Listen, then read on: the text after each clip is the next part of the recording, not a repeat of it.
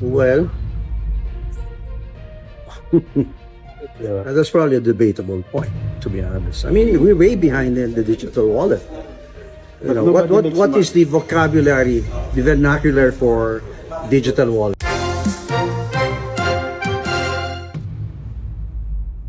TV5 sumugal sa bilyong pisong kontrata para sa bagong primetime show ni Bimby Aquino at Raisa Midizon upang patumbahin ang mga kalabang network sa bansa at baguhin ang kasaysayan ng industriya ng telebisyon sa Pilipinas.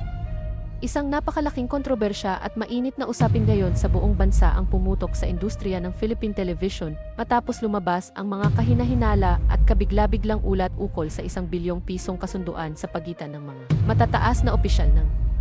TV5 at ng dalawa sa pinakakilalang batang personalidad sa showbiz na sina Bimby Aquino at Raisa Midizon. Ayon sa mga nakalap na lihim na impormasyon mula sa mga pambihirang pinagmulan sa loob mismo ng istasyon. Pinal na diumano ang mga detalye para sa isang napakalaking kontrata na maglalagay sa dalawa sa pinakamainit at pinakapinapanood na oras ng primetime block.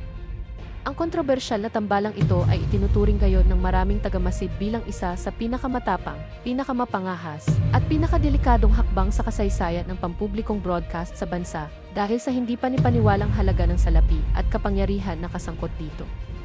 Sinasabing umabot sa nakalululang bilyong piso ang kabuuang halaga ng sinasabing maanumalyang kontrata na inihanda ng mga executive ng istasyon para lamang masiguro ang eksklusibong pagpirma at paglipat ng dalawang kabataang personalidad. Ang pambihirang halagang ito ay agad na nagdulot ng matinding kontrobersya. Malalim na hinala at mainit na diskusyon sa mga analyst at kritiko dahil sa tindi ng peligro na kinakaharap ng kumpanya at ng buong pamunuan nito. Marami ang hayagang nagtatanong sa legalidad at pagiging makatwiran ng ganito kalaking gastos sa gitna ng matinding kompetisyon sa ratings at sa patuloy na pagbabago ng panlasa ng mga manonood na mas kumikiling na ngayon sa mga digital at streaming platform. Mula pa noong mga nakaraang buwan ay lihim na umano at pilit na itinatago sa kaalaman ng publiko ang mga nagaganap na pagpupulong ng mga matataas na executive ng TV5 upang buuin ang kontrobersyal na konsepto ng bagong palabas na ito. Ang pangunahing layunin ng nasabing proyekto ay ang pilit na pagsamahin ang dalawang magkaibang mundo ng dalawang bituin upang makalikha ng isang kakaibang tambalan na aakit sa lahat ng antas ng lipunan. Ang pamilya at background ni Bimby Aquino na may napakalalim na ugnayan sa larangan ng politika at kilalang showbiz royalty ay direktang itatambal sa masa appeal, likas na komedya, at kayamanang karanasan ni Raisa Midizon na nagsimula bilang isang sikat na child star. Ang biglaang paglutang ng impormasyon ukol sa tambalang ito ay agad na nagdulot ng matinding kaba, takot, at panibagong pressure sa mga malalaking kalabang network tulad ng Kapamilya at Kapuso Network. Ang mga nasabing higanting istasyon ay kasalukuyan ding naghahanda ng kani-kanilang mga pangunahing palabas para sa gabi. Ngunit ang sumabog na balitang ito ukol sa TV5 ay mabilis na nagpabagabag sa kanilang mga estratehiya at pangmatagalang plano. Ayon sa mga nakalap na ulat mula sa loob ng mga karibal na kumpanya, agad na nagpatawag ng mga emergency at confidential meeting ang mga namumuno sa Kapamilya at Kapuso Network upang pag-aralan kung paano tatapatan ang panibagong banta sa kanilang kontroladong pwesto sa primetime television. Hindi rin maiwasang lumitaw ang mga bali-balita at sismis ukol sa matinding pagtutol at pag-aaklas ng ilang malalaking shareholder at matatagal ng empleyado ng TV5 laban sa ginawang hakbang ng kumpanya. Ayon sa ilang mapagkakatiwalaang ulat, may mga matatapang na boses mula sa loob ng istasyon ang nagpahayag ng tahasang hindi pagsang-ayon sa pagbibigay ng napakalaking pondo sa dalawang batang host habang marami pang ibang mahahalagang proyekto, mamamahayag at programa ang nangangailangan ng pondo at suporta. Ang matinding alitan at hidwaan na ito sa loob ng mismong pamunuan ay lalo pang nagpadagdag sa tensyon, duda, at kontrobersya na pumapalibot sa inaabangang pagsisimula ng nasabing programa, sa kabila ng napakaraming batikos, duda, at banta ng demanda mula sa iba't ibang kampo, nananatiling matatag at walang kinatatakutan ang paninindigan ng mga nakatataas na opisyal ng network na magiging isang makasaysayang tagumpay ang kanilang kontrobersyal na desisyon.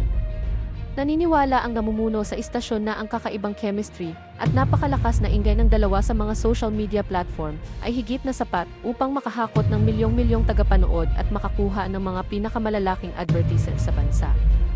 Para sa kanila, ang bilyong pisong investment na ito ay hindi lamang isang simpleng palabas sa gabi, kundi isang pambihirang estratehikong hakbang upang baguhin ng tuluyan ang kabuuang takbo ng industriya ng telebisyon sa Pilipinas. Habang papalapit ang nakatakdang araw ng formal na paghahayag at ang kontrobersyal na pirmahan ng kontrata, Patuloy ang walang patid na pag-aabang ng buong bansa sa kung ano ang totoong magiging kalalabasan ng napakalaking proyektong ito. Marami sa mga manonood at taga-subaybay ng showbiz ang nag-aabang kung ito ba ang magiging susi sa muling pag-angat at pagdomina ng G5 sa tuktok ng ratings game o ito ang magiging pambihirang sanhi ng tuluyang pagbagsak at panibago. Matinding krisis sa pananalapi ng istasyon.